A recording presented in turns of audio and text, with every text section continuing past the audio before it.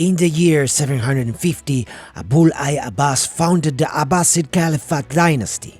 Descendant of the Prophet Abbas ibn al-Muttalib, uncle and companion of Muhammad, he overthrew the Umayyad dynasty, which had established Damascus as the capital of its caliphate, since it had been formed by al-Abbas established in Syria. It is important to clarify that these Abbasid Muslim caliphs were also based on the Quran, but they went beyond the conception of the state as an instrument at the service of religion.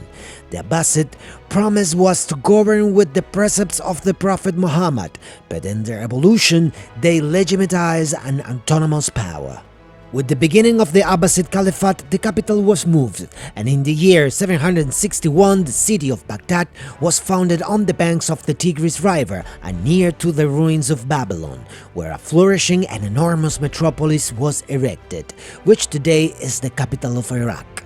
This caliphate remained in the power for 5 centuries and positioned Baghdad as one of the world's most important centers of civilization.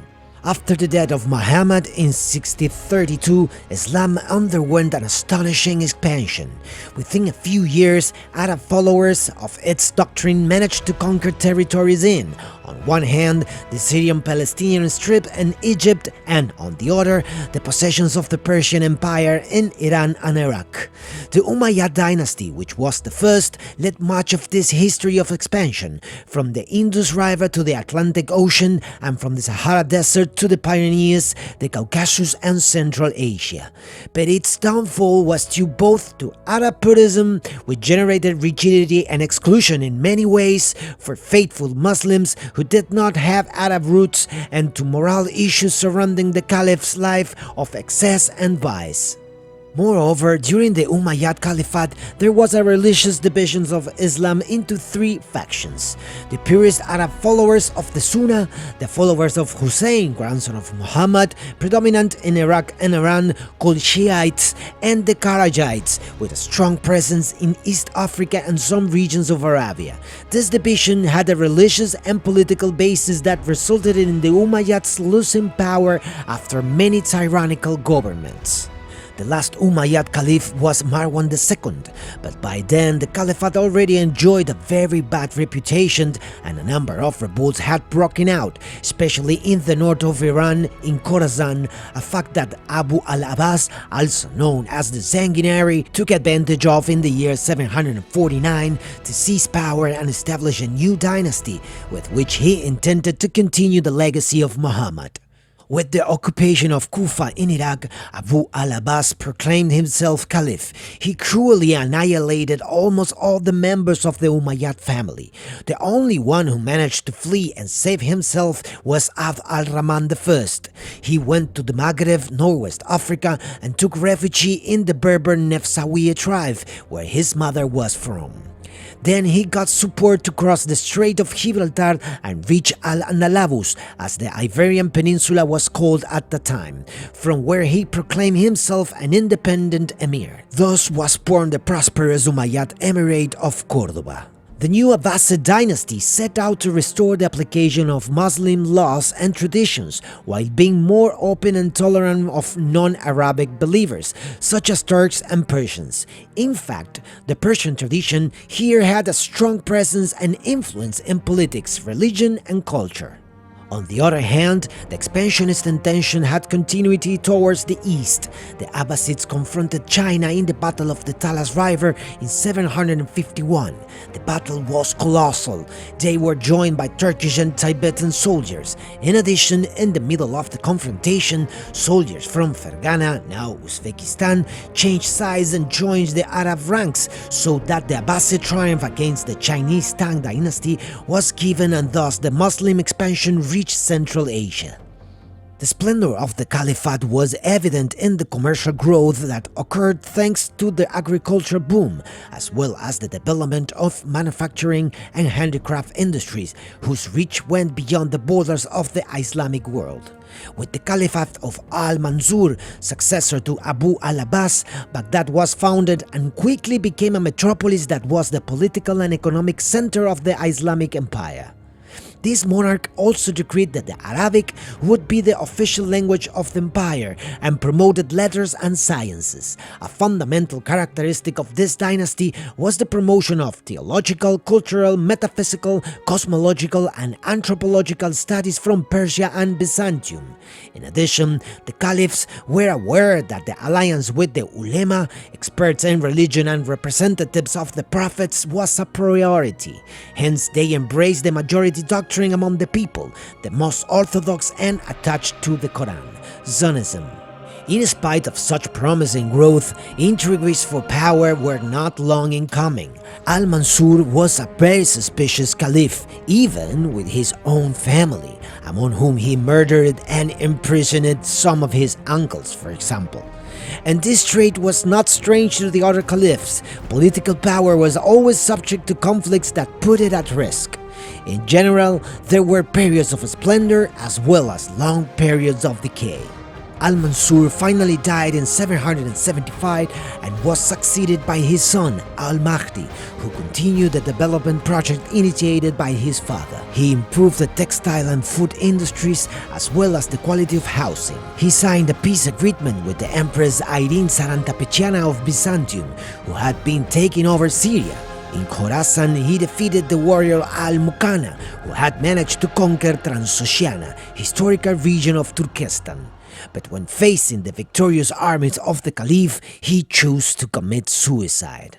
Al-Mahdi wanted his youngest son to succeed him, but his firstborn son, Musa al-Adi, did not agree, so they decided to fight a duel.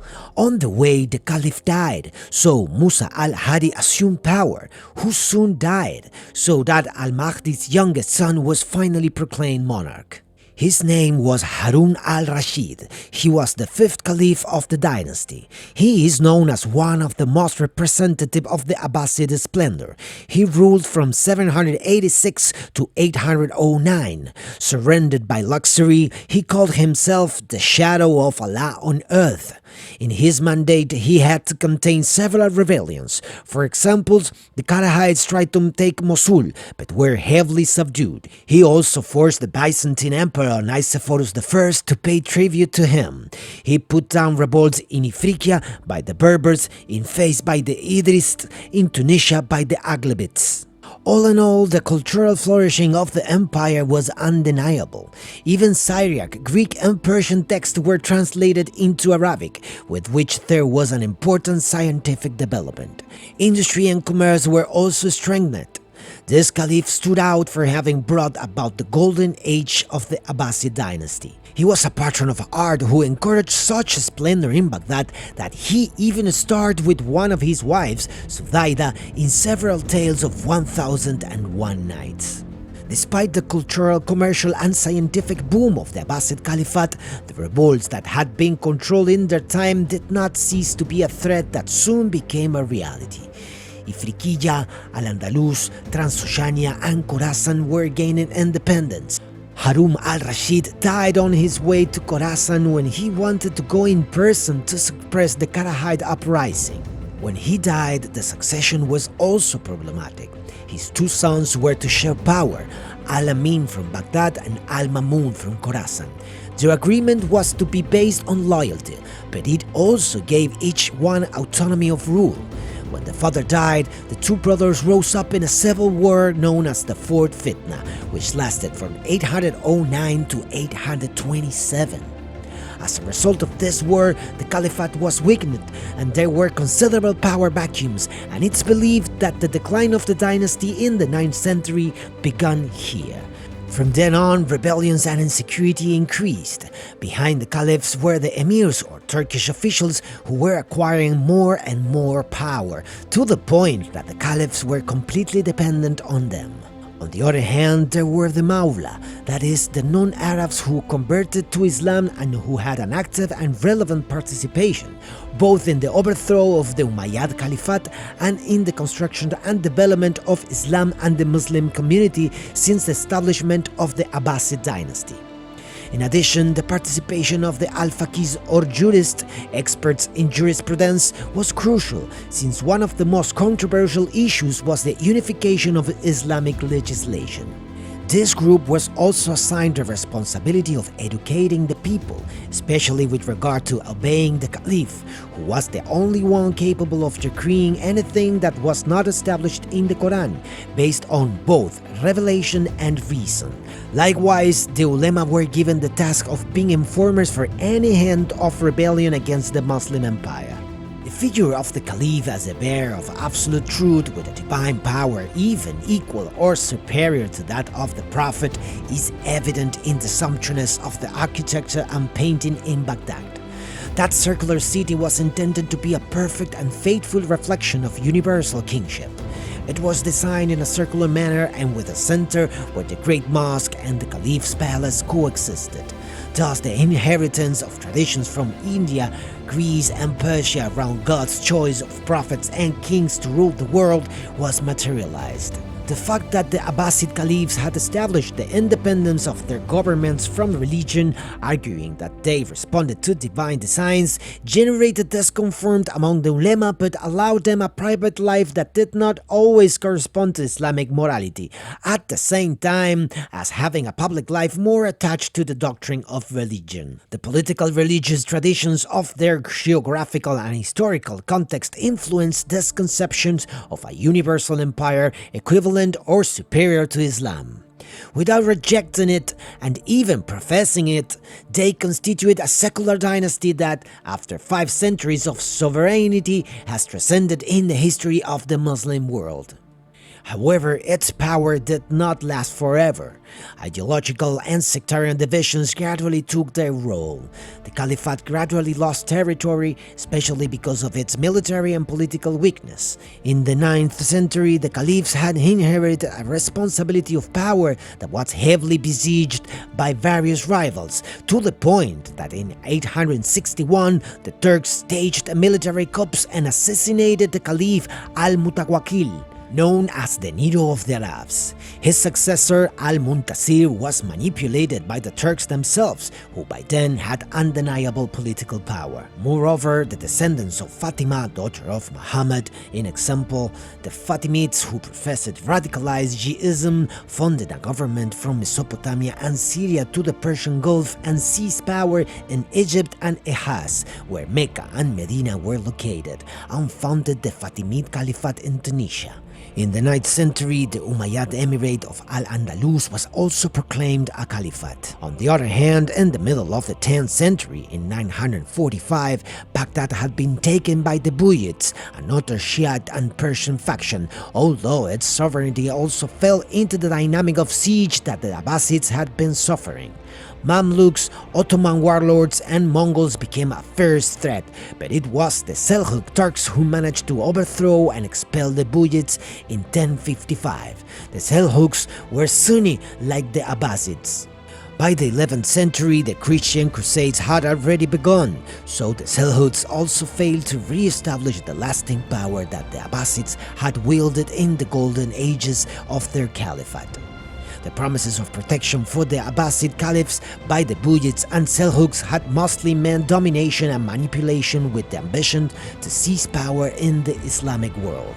In the 12th century, from 1118, several Abbasid Caliphs strove to regain the sovereignty of their dynasty, taking advantage of the political decline of the Seljuks and the fall of the Fatimids. However, they continued to contain the advance of Saladin's descendants, the Ayyubids and the Egyptian Mamluks. Finally, it was the Mongols who stormed the capital under the command of Hulagu Khan. On February 10 of 1258, they assassinated the last Abbasid Caliph of Baghdad, al-Mutasim, and burned and sacked the capital and Damascus.